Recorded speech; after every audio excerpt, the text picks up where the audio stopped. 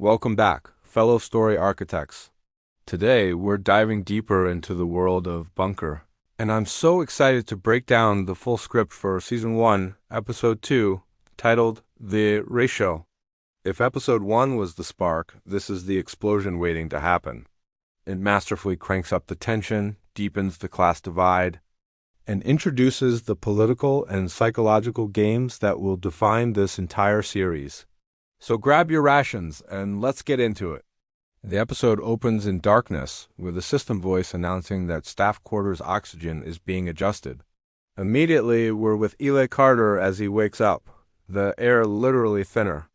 It's a brilliant, visceral way to show the audience, not just tell them that the inequality in this bunker is life-threatening. The system is being weaponized against its own people. Then we hit Act 1, where we learn the meaning of the episode's title, The Ratio. Sana, the hydroponics expert, shows Eli the data. With equal rations, they have over 6 years of supplies. At the current rate, less than 5. This isn't just a miscalculation. It's a deliberate choice. And we immediately see the other side of that choice in the executive dining room. While the workers are breathing thin air, the elites, led by the chillingly comfortable Damien Krall, are enjoying full meals, fresh greens, and wine. When his security chief, Mara, confronts him about the oxygen levels, his response is ice cold, with ownership. He doesn't see himself as a leader. He sees himself as an owner, and the staff are just assets to be managed. This one line establishes the core conflict of the season, but then the script pulls a fantastic twist. It cuts to Bunker 1, and it's a completely different world. Here, staff and residents sit together. Rations are equal. Security is a shared rotation. They're a community, not a corporation. Their leader, Naomi, operates on consensus. This isn't just a story about one bunker.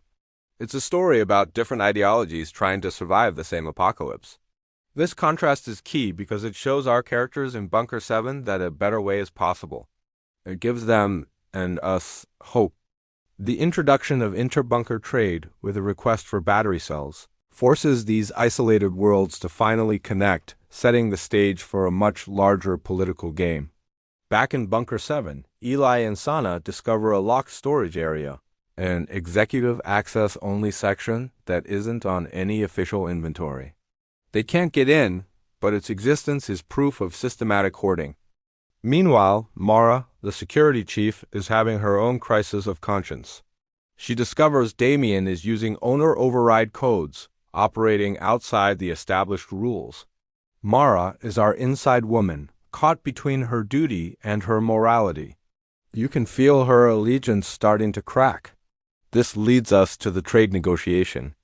Damien gets a request from Bunker 2 for life-saving antibiotics. In exchange, they offer lithium cells. Damien doesn't just negotiate, he bullies. He demands double the offer and hangs up when they hesitate. Mara is horrified, saying they're supposed to cooperate. Damien's reply is a thesis statement for his character. We're surviving. For him, survival is a zero-sum game, and he'll let others perish to ensure his own advantage. This scene is pivotal because it establishes him not just as an antagonist for Bunker 7, but as a potential threat to the entire network of bunkers. And if you thought Damien was just a corporate shark, Act 5 shows you he's a tyrant. A worker named Thomas Red finally speaks up during a shift, rightfully complaining that they can't do their jobs while supplies are locked away. Instead of addressing the problem, Damien makes an example of him. He orders him removed from operations, and when Thomas protests, Damien delivers the most terrifying line of the episode. I can expel anyone in this bunker. He marched Thomas to the airlock corridor, ready to throw him out into the wasteland. The only thing that stops him is Mara, who bravely steps in, citing protocol. Damien backs down, but the message is sent. Defiance equals death. The psychological terror he instills in this moment is more powerful than any locked door. While Bunker 7 descends into fear, a different kind of connection is happening in Bunker 1.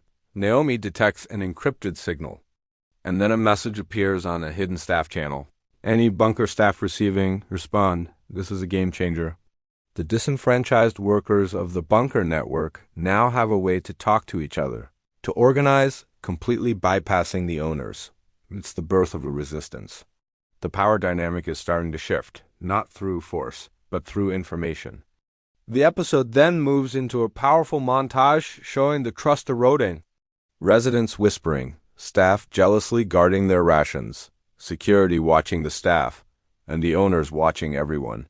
Paranoia is setting in. But out of this fear, a new resolve is born. We see Eli with a small group of workers, and he says the words that will become their rallying cry. We grow the food, we maintain the systems. Without us, this place stops. Another worker, Lena, correctly points out that the owners don't see it that way. Eli's response is filled with grim determination. They will. This is the moment the idea of a strike, of a real power play, is born. And that brings us to the final jaw-dropping scene. A cargo pod traveling between bunkers suddenly stops. Alarms flash. Unauthorized access. We see screens flickering across multiple bunkers as an unknown user connects to the network. And then text appears. If we control the systems, we control the bunkers. The final shot is inside the stalled pod, revealing a hidden transmitter. Someone planned this. It wasn't a glitch. It was a declaration of war. A digital coup is underway. What an incredible episode. The ratio brilliantly escalates every conflict. We have the internal power struggle in Bunker 7, the ideological battle between different bunkers, and now a mysterious third party manipulating the entire network. The script perfectly sets up what's next. An actual expulsion, rumors of life on the outside, sabotage, and paranoia going into overdrive. This is where the show pivots from a social drama into a full-blown thriller. Let me know in the comments what you think. Who planted the transmitter? Was it the Staff Alliance, another bunker, or someone we haven't even met yet? And what would you do if you were in Mara's position? Thanks so much for watching this breakdown. If you enjoyed it, please hit that like button, subscribe, and ring the bell so you don't miss our analysis of Episode 3. Until next time, stay curious.